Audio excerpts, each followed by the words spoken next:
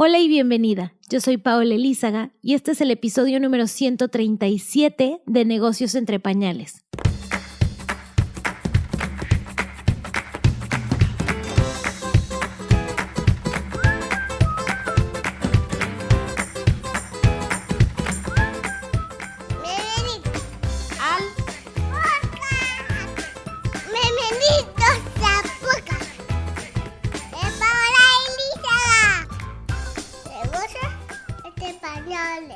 Bienvenida a un episodio más de Negocios entre Pañales. El día de hoy vamos a hablar de un tema que a mí me apasiona. Ustedes me van a ver todo el tiempo leyendo y aprendiendo al respecto porque el cerebro es algo que me interesa desde que soy chiquitita, desde que crecí, desde que empecé con mi camino como mamá y algo que creo que hay tan poca información a nuestro alcance que tenemos que estar constantemente consultando expertos. Así que hoy está con nosotros Erika Proal. Ella es fundadora de Neuroingenia, que es una clínica de salud emocional y mental en niños y adolescentes, y también está en las redes como Mamá Neurona. Es psicóloga clínica, doctora en neurociencias por la Universidad Autónoma de Barcelona y por la Universidad de Nueva York. Le encanta la investigación, ha realizado varias publicaciones internacionales del desarrollo cerebral en niños y adolescentes y da consultas psicológicas, neuropsicológicas y de neurocrianza.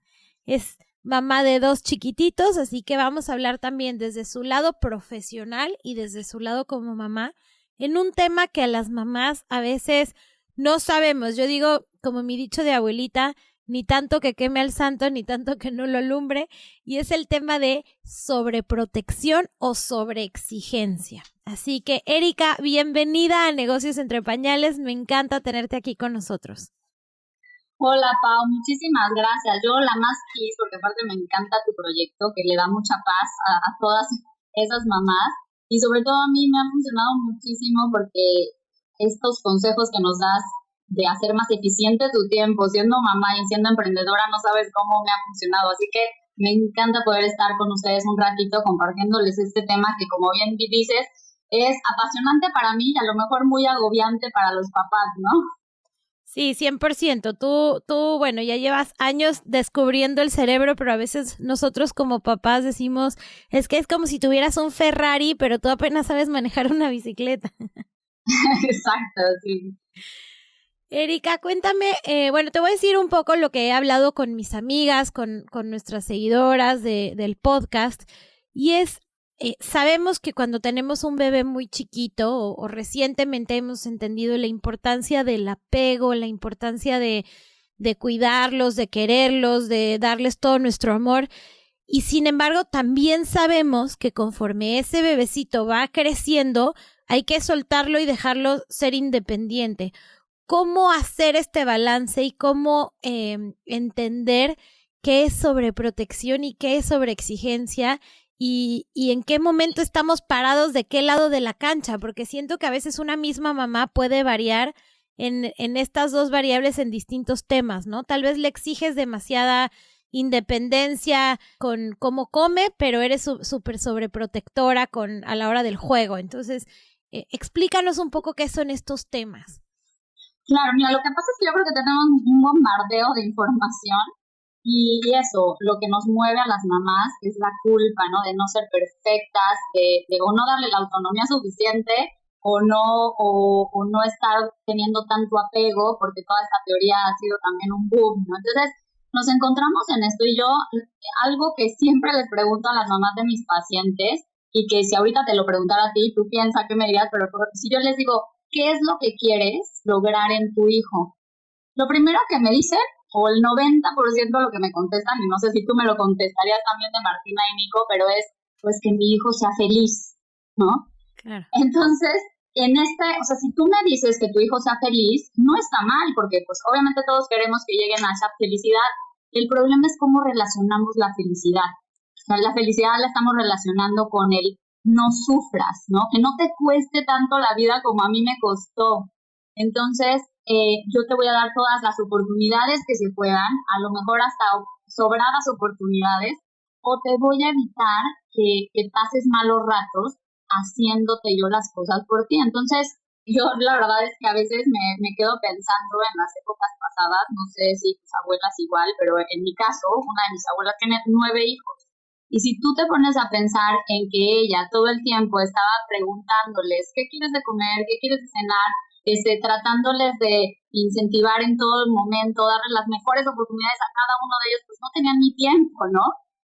Y hoy en día, no quiero decir que eso estaba bien o mal o mejor o peor, pero la realidad es que tenemos la oportunidad de con núcleos familiares más chiquitos sí poder tener esto que estás tú comentando, como que poderles dar más atención, de cierta forma ayudarlos a solucionar sus problemas con más asertividad y hacerlos adultos que puedan pues ser capaces en la vida y afrontar la vida de una manera más pues más sana, ¿no? Claro, porque también nosotros sabemos por nuestra experiencia que cuando las cosas nos cuestan trabajo, nos dan más satisfacción, aprendemos más a cuando ya nos las dan listas.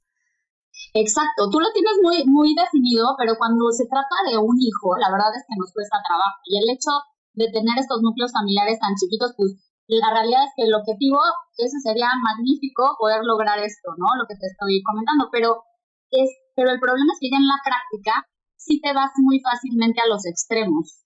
Claro. Porque tienes pocos hijos y entonces pues toda tu atención se va a ellos y entonces o te vas hacia la sobreprotección, que es como las mamás y papás helicópteros que sobrevuelan la vida de sus hijos todo el tiempo, que están encima de ellos, que les están resolviendo todo, o los papás que son como aplanadores, ¿no? Que van aplanándoles el camino para que no tengan ningún sufrimiento. O si no, te vas para el otro extremo, que es la cuestión de la sobreexigencia, que eres como un manager de tus hijos. Quieres que sean la superestrella y entonces tú vas monitoreando paso a paso y les vas corrigiendo cada cuestión que ellos hacen para que verdaderamente lleguen a ser unas superestrellas y sean perfectos, ¿no? Claro. Y me encanta que lo relaciones a cómo antes, pues habían más hijos y ahora estas familias reducidas, porque si hay algo que yo he notado es que soy mejor mamá entre más hijos tengo, porque siento que me enfoco en lo esencial. Cuando tenía solamente a Martina, siento que sí era mucho más mamá helicóptero, la verdad. Exacto, entonces sí, y lo importante es ubicarte, porque ahorita que estamos hablando de todo eso es que tú que estás escuchando veas hacia dónde te estás yendo y por qué te estás yendo eso, porque además también tiene mucho que ver con tu educación y con tus propios miedos. Yo siempre les digo, ¿quién quieres que eduque? ¿Tú o tus miedos? Claro, ¿no? Claro. Entonces, pues ahí hay que tener cuidado, porque justamente si entonces aplanamos su camino, somos mamás helicópteros, somos papás manager, lo que vamos a lograr es lo opuesto a lo que me están diciendo todas que quieren que sean sus hijos felices. ¿Por qué? Porque vamos a ser niños que sean más inseguros, que no se sientan capaces ellos mismos, con una autoestima baja. ¿Y qué me da eso? Que como no me siento capaz de enfrentar la vida, pues muy pocas veces me voy a sentir satisfecho y eso me da un resultado de no felicidad o insatisfacción e infelicidad. Claro, claro. Ok, y ¿cómo vamos entendiendo en qué momento del desarrollo de nuestros hijos estamos ahí, estamos presentes o vamos? Bueno, yo creo que la presencia es constante, no nada más es que tanto les resolvemos o no. Ok, pues mira, les digo que los dos, ¿no? Se van hacia la parte de evitarles el sufrimiento y yo lo que creo que les diría es que necesitamos estar en un punto medio. Es bien complicado, pero les voy a poner un ejemplo.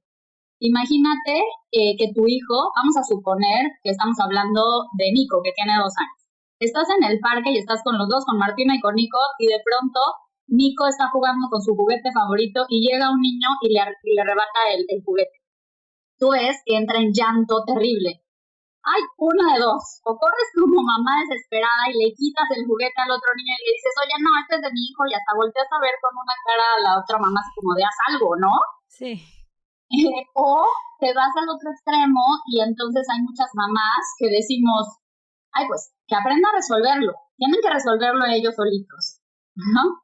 Y entonces ahí te estás yendo o hacia el lado de te estoy dando el mensaje de sobreprotección en donde sí se pueden arrebatar las cosas y hacerlo de esa manera y mamá está aquí siempre para resolverte estos problemas, O te vas al otro lado en donde le estás diciendo, estás solo en este momento, sentiste mucha frustración, estás solo y tú resuélvelo solo. Y eso es esa parte de sobreexigencia. Entonces, en ese ejemplo en específico, ¿qué podríamos hacer?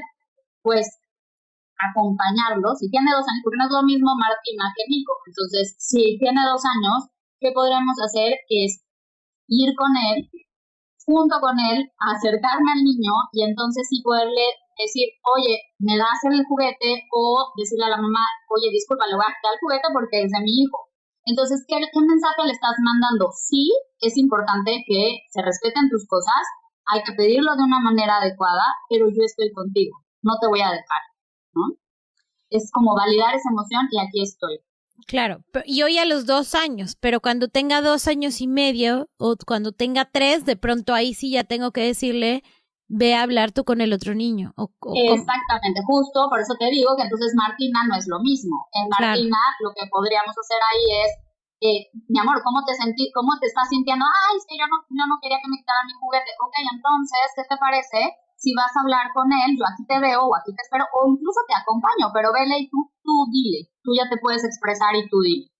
Entonces, como ves, o sea, no es ni irte a un extremo ni al otro, y es quitarte un poco la palabra miedo. O sea, me da miedo que mi hijo sufra o me da miedo que mi hijo no esté perfecto por la palabra confianza.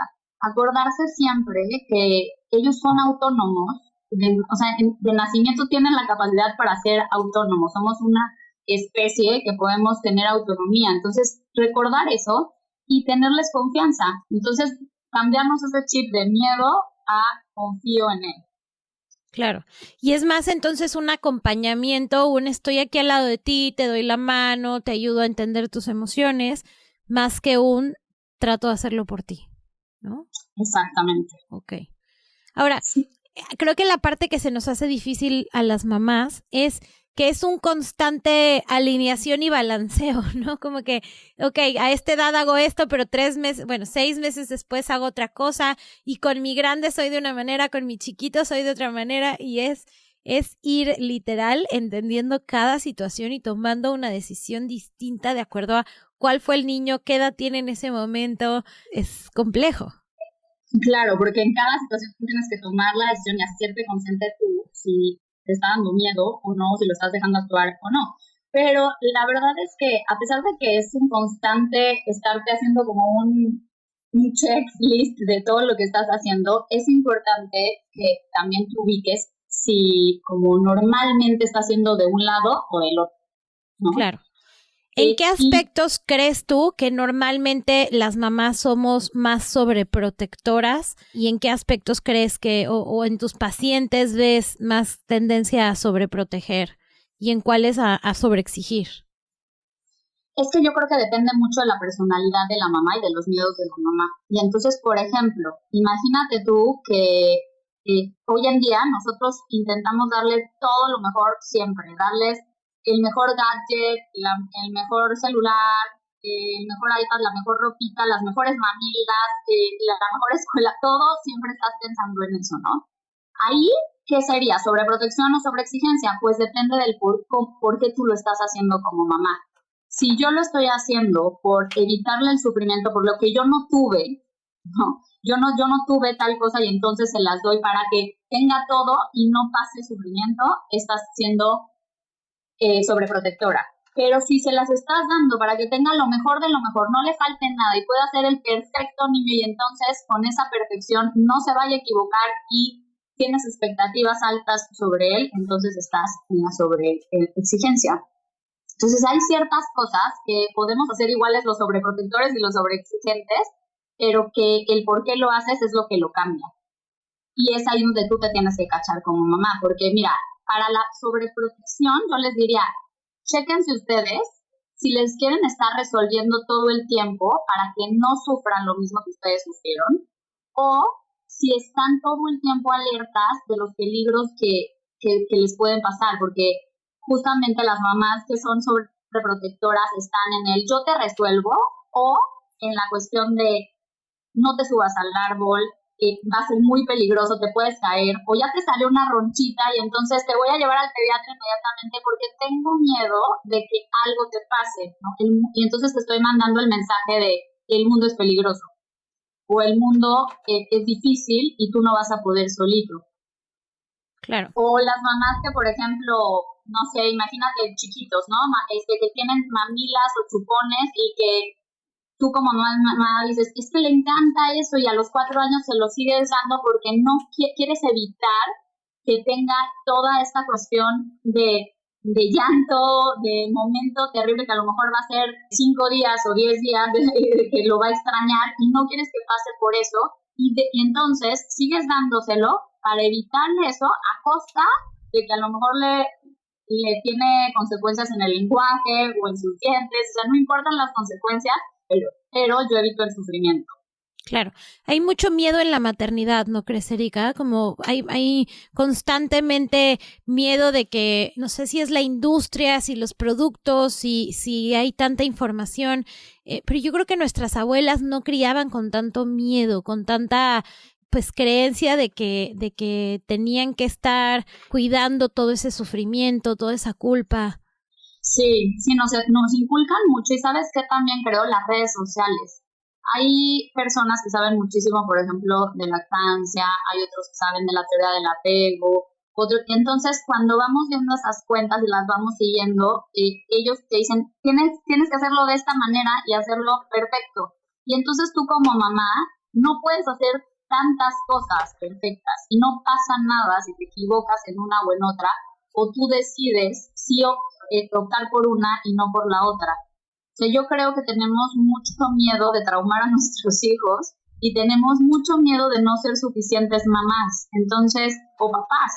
Entonces yo creo que eso es lo primero, que hay que bajarle 2 rayitas, y saber que la información que nos está llegando es una herramienta, pero que realmente nuestra intuición como papás también es la que va a hacer la diferencia. Y que saber que somos papás presentes, eso es pues un diferencial y que no importa si hacemos perfecta una teoría u otra. Eso lo he leído últimamente mucho. Hay un neuropediatra en quien a mí me gustan mucho sus libros, que es Dan Siegel. Seguramente pues has escuchado de él. Y él justamente acaba de lanzar un libro de este tema de estar presente, que aquí sí no es calidad, o sea, no es decir, ay, le dediqué media hora de calidad, sino que la presencia sí tiene un impacto fuerte en el desarrollo de ellos. Por más que hagas las cosas imperfectas, que la presencia es muy buena. ¿Tú qué opinas de eso? Sí, yo les diría ahí que la presencia no la confundamos con el estar todo el tiempo con ellos, porque entonces ese es justo en donde caemos en esa parte de sobreprotección y no darles sus espacios. Hay mamás que se sienten muy culpables por trabajar, y tú lo has de saber con esta comunidad de mamás emprendedoras. Claro. Se sienten muy culpables porque tienen que trabajar o tienen que tener sus espacios para trabajar y no están con los niños. Y la realidad es que yo les diría, a lo que se refiere Daniel Siegel en estas cuestiones, es que cuando estés presente. Entonces, no vale la pena estar todo el día, y las mamás que a veces están todo el día, lo que pueden hacer es que están en el celular o están en otra cosa, pero ya sienten que están presentes, y eso no es. Puede ser que estés unas horas al día con ellos, pero que sí les dediques esa atención. Si vas a jugar, entonces te sientas a jugar con él, ¿no? Y estás esa media hora o una hora, pero en presencia, validando lo que sienten, validando también tus emociones, y esa es a la presencia que pues se refiere, ¿no? Y también que ellos entiendan que todos los papás también tienen roles y tienen sus ocupaciones, y que hay momentos en los que también tienen que respetar que eso es de papá y que ellos, o sea, hay un límite también. Eso también les ayuda mucho cerebralmente, que no todo el tiempo tú estás con ellos. Claro, que no toda tú seas para ellos, porque si no también llega un momento en donde ellos no pueden poner esos límites en su vida, ¿no? Sí, exactamente, porque si tú todo el tiempo estás con ellos, entonces resolviéndoles lo que sucede, es que estás diciéndoles, a ver, tú quítate, casi que estás borrando su imagen. A mí me gusta mucho identificar esto como las mamás o los papás que somos sobreprotectores. Parece que la imagen que mi hijo quiere tener, yo le estoy borrando constantemente. Parece que tengo un borrador y estoy disolviendo esa imagen y diciéndole, no, tú no puedes, yo ahí voy, yo lo hago por ti, yo lo hago por ti, o el mundo es peligroso y entonces quítate porque yo te voy a proteger. Y del otro lado, en la sobreexigencia, también invalidan lo que quiere ser el niño, porque yo quiero ser tal cosa, pero tú eres mi manager y me estás haciendo una imagen a tu estilo y a lo que tú quieres que yo sea. Y entonces, de igual forma, me están invalidando mi imagen. Entonces, imagínate tú cómo crecen esos niños. Esos niños, a la larga, tú quieres que estén muy pegados a ti emocionalmente y lo que logras es un resentimiento muy fuerte y pues eso es muy doloroso para las mamás en el futuro. Yo lo veo ya con hijos, con mamás de hijos adolescentes o jóvenes, ¿no? Que pasa eso y que cuando hacemos como un análisis retrospectivo decimos, híjole, tantas cositas que ibas haciendo que pues sí, fueron como o sobreprotección o esta parte de sobreexigencia. Claro, y nos empezamos a topar con es que mi mamá hizo una cosa y entonces yo por eso quiero hacer la otra, ¿no? Que casi que, no sé, mi mamá no solamente, hay muchas mujeres que trabajan y a la hora en la que les preguntas cuál es tu intención o cuál es tu propósito, dicen, es que mi mamá nunca tuvo su espacio, siempre estuvo ahí solamente para nosotros, yo no la admiraba y entonces yo por eso quiero trabajar. Y hay quienes al revés te dicen, no, es que yo no tuve una mamá presente y entonces yo desde la culpa quiero estar ahí porque mi mamá no estuvo. Y es eso que tú hablabas antes, no lo haces con la emoción genuina, sino con una emoción de evitarles sufrimiento, de evitarles culpa por lo que tú sentiste, pero sin entender que ellos ya son una nueva persona completamente distinta. Exacto, y entonces vuelves a caer en lo mismo y por eso los círculos nunca se terminan, los círculos familiares no se terminan porque vuelves de una u otra forma a caer en lo mismo. Imagínate que tú tienes mucho miedo de que le pase de que le pase lo mismo que a ti, pues entonces si vas a estar encima de él, a lo mejor, imagínate que te fue muy mal en la escuela a ti o que tú sufriste mucho, pues si es tu hijo adolescente o en primaria y de repente llega y te dice, mamá, se me trató mal el maestro. No, voy y hablo con el maestro en este instante, porque ¿cómo puede ser que te está tratando de esa manera, no? O lo está haciendo muy estricto contigo. Y entonces la primera opción que se me viene a mí a la mente como mamá es resolverte y ir a tu rescate, porque yo no quiero que sufras lo mismo que yo.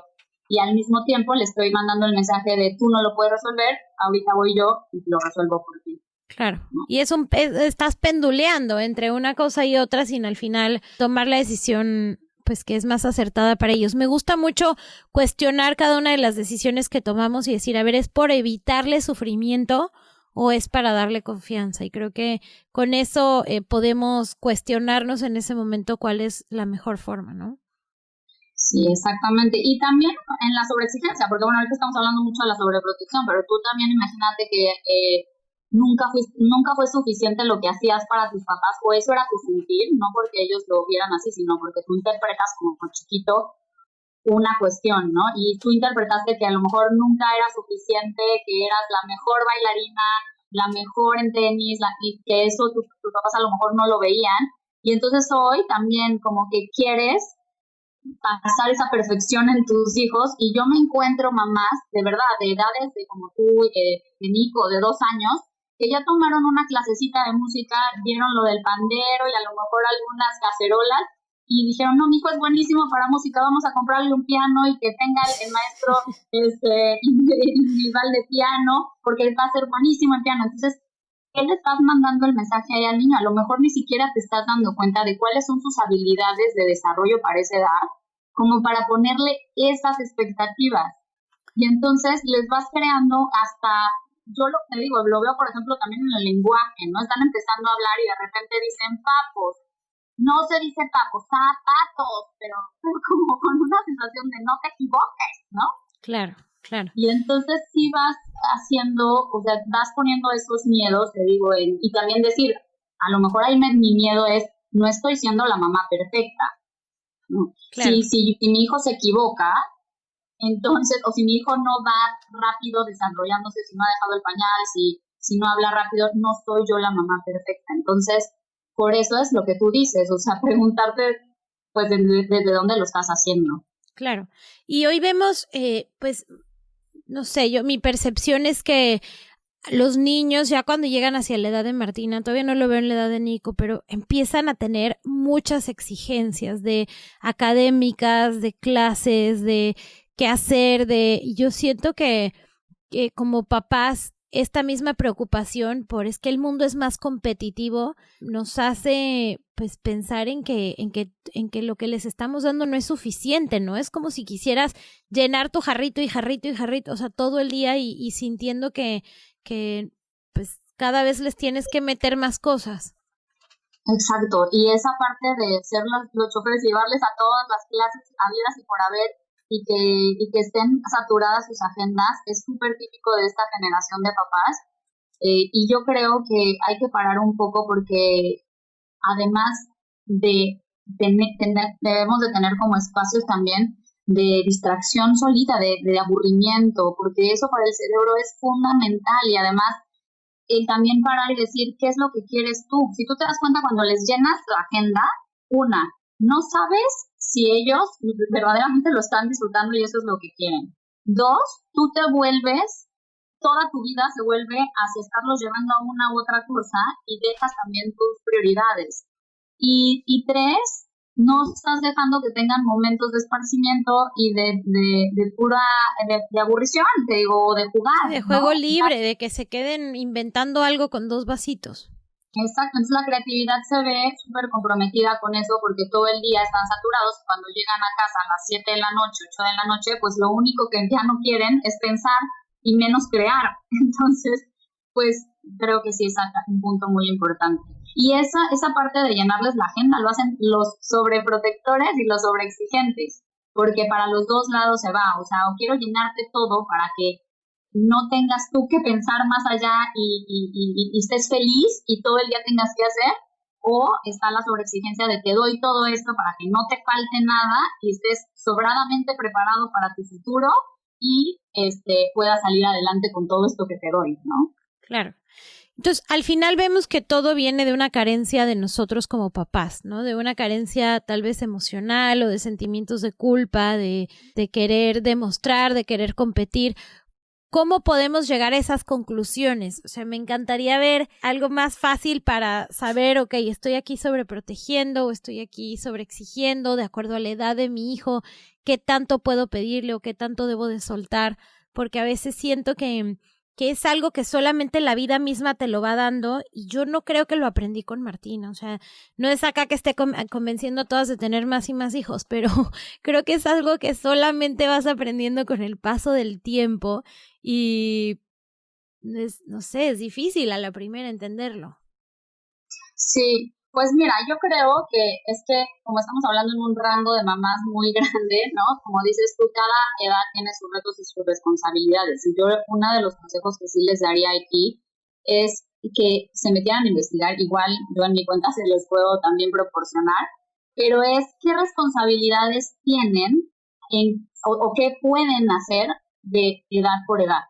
Porque, por ejemplo, hay mamás que a los 2 años todavía dicen, no, pues es que no tienen ninguna responsabilidad, ¿no? Y son mamás que a lo mejor los están persiguiendo a la hora de la comida por todos lados, o son mamás que ponen y quitan la mesa una y otra vez hasta a la hora que quiera comer el niño. Entonces, no vas poniendo ciertos límites porque piensas que todavía no es adecuado. Entonces, lo primero que yo les diría es, ubiquen cuáles pueden ser las responsabilidades de sus hijos dependiendo de la edad. Y esas responsabilidades que son muy básicas, entonces sí, destinan cómo lo van a hacer, explíquenselas a sus hijos y verdaderamente ustedes con límites hagan que sí lo hagan. No se queden nada más como en verbos, sino que sí pongamos el cómo lo vamos a hacer en casa. Y no en todo, yo creo que no en todo podemos ser perfectas y no en todo podemos ser no sobreprotectoras o no sobreexigentes, pero al menos teniendo como una lista de responsabilidades, podemos nosotros definir qué le voy a dejar hacer al niño y en qué puedo tenerle yo confianza para que sí lo haga y verdaderamente sí tenerle confianza. Te voy a poner un ejemplo. Imagínate que a los 4 años tú decides que sí te ayude a tender la cama, ¿no? Y entonces, en la sobreprotección, a lo mejor dices, no, yo te la atiendo, no, yo no lo hagas tú, yo lo voy a hacer. O en la sobreexigencia lo hace y le dices, oye, aquí te quedó mal, déjame te lo corrijo. Entonces, en cualquiera de los dos extremos, si le vas a poner esa responsabilidad, sí haz que la haga y además confía en que lo está haciendo bien. Claro. Qué importante eso, porque sí, muchas veces variamos entre esas dos cosas y creo que también hay cositas pequeñas que nosotros podemos ir ajustando para que eso sea mejor. A mí, uno de los grandes consejos que una mamá de 4 me dio cuando yo tenía a Martina chiquita fue: haz las cosas con el triple del tiempo y entonces vas a estar más relajada. Cuando se quiera poner los zapatos, cuando quiera comer solito, cuando quiera, si hay tiempo, tú vas a dejar que las cosas pasen sin quererte meter, sin querer hacerlo todo bien, sin querer. Entonces, a veces ese consejo fue para mí, no para el bebé. Entonces, muchas veces, nada más el simple hecho de ser consciente de que el tiempo me va a dar paciencia, permite que todo fluya de una mejor forma.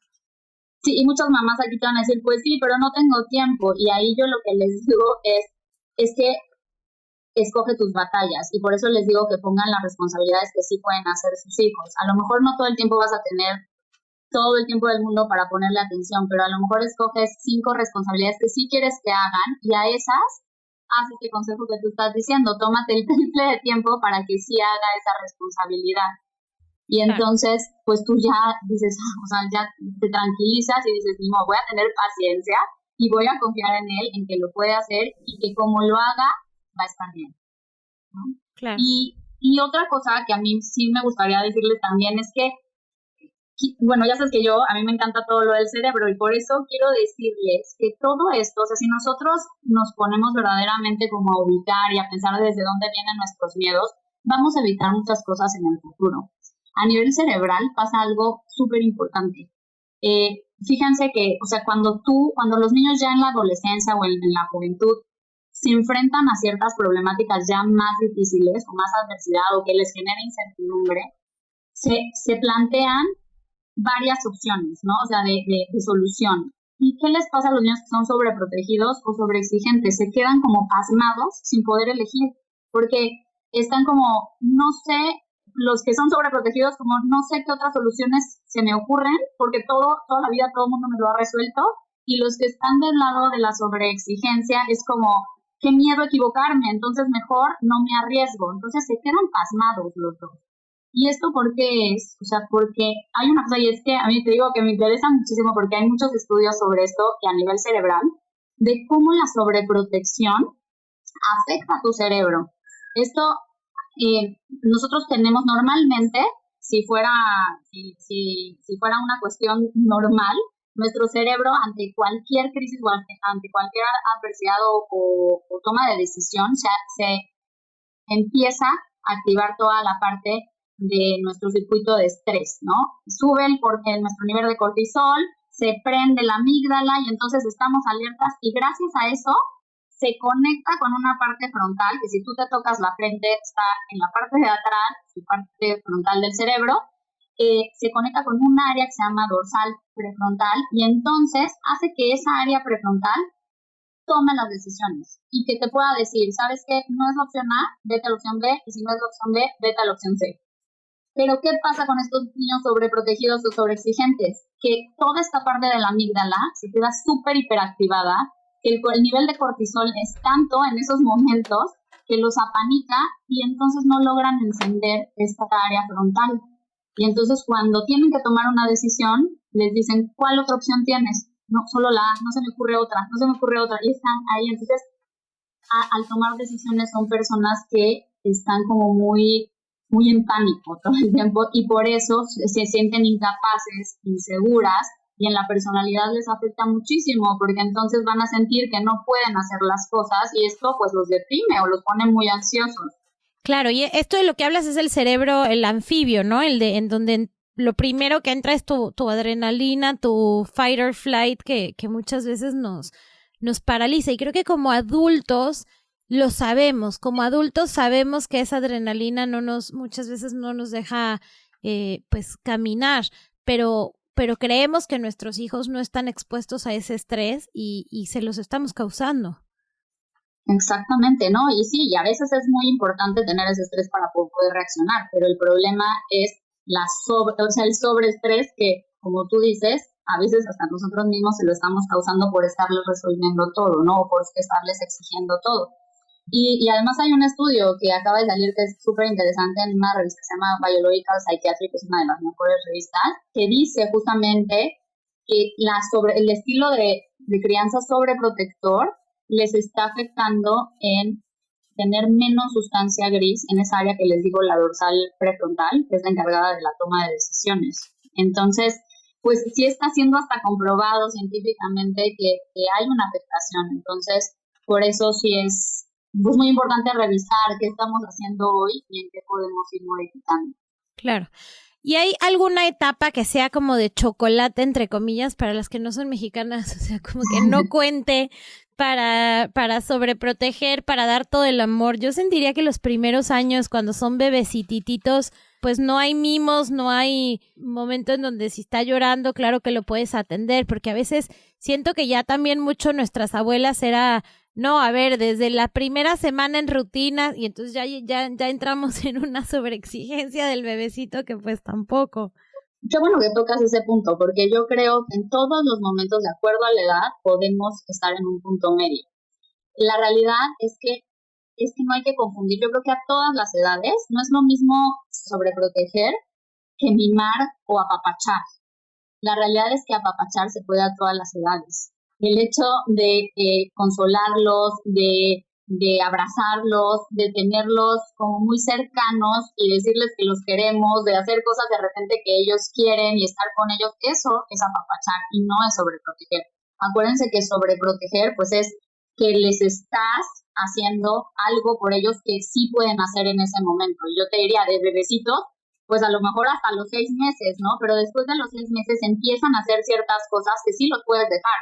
Hay mamás que, por ejemplo, no sé, no los quieren ni poner en el piso o no quieren que toquen texturas porque no la sensación a los 6 meses de repente empiezan a llorar por sentir una textura nueva y la mamá dice no le gusta y se la retira y entonces realmente es irlos exponiendo a ciertas cosas poco a poco, acompañándolos en el proceso, pero sí dejándolos que experimenten, que toquen, que sientan, porque esa sobreprotección a veces nos lleva a que ni eso dejemos hacer. Entonces, yo te diría que desde los primeros meses podemos hacer cosas para irlos dejando ser. Claro. El otro día había una mamá que me decía, mira, yo sé que estoy sobreprotegiendo, pero no sé cómo hacerlo. Tiene 3 años y medio y le sigo esterilizando todos sus platos, sus vasos. Le dije, no, te prometo que ya, por favor, déjalo hacer. Exacto, ya cuando tú te das cuenta como mamá que eso no pasaría nada si lo dejas de hacer a esa edad, ¿no? Ya déjalo de hacer porque es algo a lo que él sí puede con eso. Físicamente y emocionalmente sí puede con eso. Obviamente cuando hay un peligro innato, cuando, no sé, por ejemplo, se cae y de repente le empieza a salir sangre, no te voy a decir que no corras a ver cómo está, ¿no? Porque eso es un peligro verdadero. Pero hay peligros que nosotros mismas como mamá nos inventamos o porque nos vamos como al futuro y que verdaderamente no existen, pero que ya se los estamos evitando al niño. Claro. Entonces está ahí en donde no. Un ejemplo también de esto es con las sillas de carro, ¿no? Las sillas del coche. Yo veo mucho que hay niños que llevan en brazos y no los ponen en las sillas porque no le gusta, porque llora, porque, no sé, es incómoda y entonces ya estamos ahí, pues, tomando un riesgo por este tema de es que no hay que dejarlos llorar, pero también hay un momento en donde la seguridad va primero. Justamente, yo te quiero decir, bueno, cuando me lo dicen, por eso me lo dicen muchísimo, yo les digo, acompáñalos. No es lo mismo dejarlos llorar solitos que acompañarlos. Tú estás en el coche y bueno, si puede ir un adulto atrás con él y irlo acompañando en su llanto, está perfecto. Si vas solita tú con él en el coche, entonces cántale, háblale, pero no lo saques porque entonces estás haciendo que lo estás poniendo en mayor riesgo. Y una de las cosas también ahí que les digo es que hay una cuestión que se llama estrés con respuesta positiva. Bueno, esto es todo otro tema porque, bueno, tiene que ver con el apego, pero cuando nosotros sí lo dejamos llorar, pero lo estamos acompañando, hace que su cerebro aprenda de cierta forma. Él va a aprender que está seguro, eventualmente lo va a aprender, pero tú lo estás acompañando y eso se llama dejarlo en estrés, pero va a tener respuesta positiva, que no es lo mismo que el estrés que después los va a traumar. que tú no estás con ellos, que no los estás acompañando, eso no es lo mismo. Claro. Un ejemplo que me gusta mucho de ahí es el berrinche en el súper porque quiere un dulce, ¿no? Entonces no es que porque lloró, no le voy a dejar llorar, que se coma todos los dulces, no. Lo abrazas, le dices, mi amor, te amo, no hay dulce porque no te lo vas a comer en este momento, aquí está mamá, te adoro, llora, pero pues vámonos, ¿no? Exacto, y te acompaño en tu emoción, y si no deja de llorar, me lo llevo a un lugar en donde pueda sacar esa emoción y decirle, mamá, que está contigo, mi amor, pero no te voy a dar el dulce, porque ahí no es un riesgo, pero sí es un límite, ¿no? Claro. Entonces, la verdad es que, o sea, yo creo que los podemos acompañar, que tampoco está, o sea, irnos hacia el lado de nunca dejarlos llorar y estar, eso también llega a ser sobreprotector, ¿no? Claro. A pesar de todos los riesgos de no dejarlo llorar, no, o sea, realmente hay momentos que se tiene que. Claro. Claro, sobre todo cuando ya son temas de salud, son temas de seguridad, son temas... Y me gusta mucho que digas esa parte del acompañamiento, que no es igual a dejarlo solo en un cuarto, cerrarle la puerta e irte 2 horas. O sea, si tú estás ahí, estás conteniendo, estás hablándoles, ese efecto positivo del que hablas al final se da. Exacto, y justo estamos también teniendo un impacto en el cerebro, como les decía, porque si tú haces esos acompañamientos, estás validando su emoción, que va literalmente a este cerebro que decíamos, a la amígdala y toda la parte del cortisol, estás dejando salir, está muy bien, pero al mismo tiempo estás ayudando como mamá a que empiecen a hacer esas conexiones hacia la parte frontal. Y entonces que en el futuro próximo, para la próxima vez que pase, ya tenga un poco de conexión y que él pueda saber cómo reaccionar ante eso otra vez. O sea, nosotros somos las guías para la conectividad del cerebro. Entonces, la verdad es que, pues, eso es muy importante también tenerlo en cuenta. Me encanta que toques esa parte de cómo el dejarlos expresar sus emociones es dejar que el cortisol salga, ¿no? Hay una razón del llanto y el llanto es cuando están ellos liberando ese cortisol para que después el cerebro ya pueda, o sea, las otras partes del cerebro se puedan activar. Por eso a veces que dicen, es que no quiero que llore, no quiero que haga berrinche, no quiero... También tenemos que pensar que es una respuesta normal del cerebro y de sus emociones. Exacto, el sufrimiento, bueno, más bien este sufrimiento o esta expresión emocional es súper necesaria. Necesitamos sentirla y necesitan ellos sentirla para empezar a hacer esa conectividad cerebral hacia el razonamiento. Sin ese sufrimiento o esa frustración, no van a llegar a tener conexiones y entonces sí vamos a tener un problema cuando ya sean, digo, adolescentes, adultos, ¿no? E incluso pues ya ni siquiera van a poder meterse en relaciones sanas con todo esto que traen por atrás. Y como adultos también, ¿no? Hay veces que tú estás llorando, estás triste y la gente piensa en cosas bonitas. No llores, no llores, no llores. Y eso tiene que pasar. Tenemos que transitar esa emoción para después dejar actuar a nuestro cerebro racional.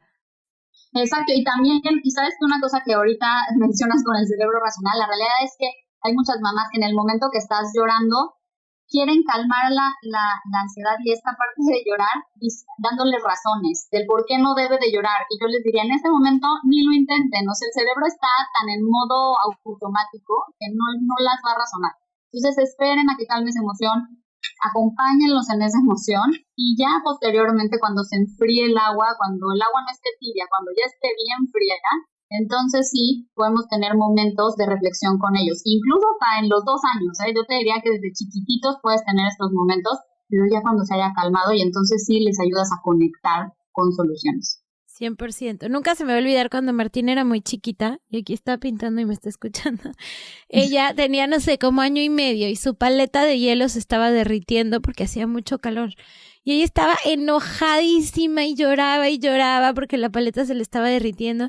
Y o sea, como justo acababa de leer uno de estos libros de Dan Siegel y para mí fue de mis aprendizajes más claros, porque si en ese momento yo le explicaba que el hielo con el calor se convierte en líquido y que era normal y que no llorara, no me iba a hacer caso. Entonces nada más fue como abrazarla, decirle, mi amor, sí, qué triste que tu paleta se derrita, y después se lo expliqué, hicimos experimentos con hielo y agua y lo entendió, pero en ese momento su llanto porque la paleta se le derretía y no podía entender era otro nivel, nunca se me va a olvidar. Claro, y solo que lo que quieren es que los entiendas en ese momento y que valides esas emociones como tú como adulto. O si de repente empiezas a pelearte con alguien y estás sintiendo mucho enojo, es horrible que te digan, ay, pero no te tienes por qué enojar porque mira, esta es la razón. Y dices, ya, lo único que quiero es soltar mi enojo, ¿no? O sea, déjame tantito. Entonces lo mismo pasa con los niños. Y muchas veces ni siquiera quieren abrazo en ese momento, ¿eh? O sea, lo que quieren es solo soltar y que tú estés ahí. Y tú de verdad, o sea, tienes que ver qué es lo que él necesita en ese momento y respetarlo. Exacto, soltar, como me gusta esa explicación gráfica que nos diste hace rato, liberar todo ese cortisol para que entonces ya pues se desactive ese cerebro anfibio y pueda entrar la parte racional que toma decisiones, ¿no? Exactamente. Ay, Erika, qué rico tenerte aquí en el podcast. Creo que me podría quedar 200 años hablando contigo. Quiero ir a Cancún a invitarte a un café. Ay, Así no, que por favor. gracias por este episodio. Sería súper si nos puedes dejar el link de esa tablita de saber qué esperar, qué exigir, dónde soltar, de acuerdo a la edad. Si tienes un link, si tienes un post en tus redes para que también lleguen directo a ese post, te puedan encontrar, te puedan conocer más. Y bueno, vamos a dejar aquí en la descripción todos los datos de Mamá Neurona para que pues ellas te encuentren. Claro que sí, yo les dejo eso en la cuenta de Mamá Neurona y te lo paso para que se los pases a todas. Y bueno, pues cualquier duda que les haya salido de este tema, también estoy por ahí en Mamá Neurona o en Neuroingenio. Gracias, Erika. Te mando un abrazo muy grande. Muchísimas gracias a ti, Pau, que estés muy bien.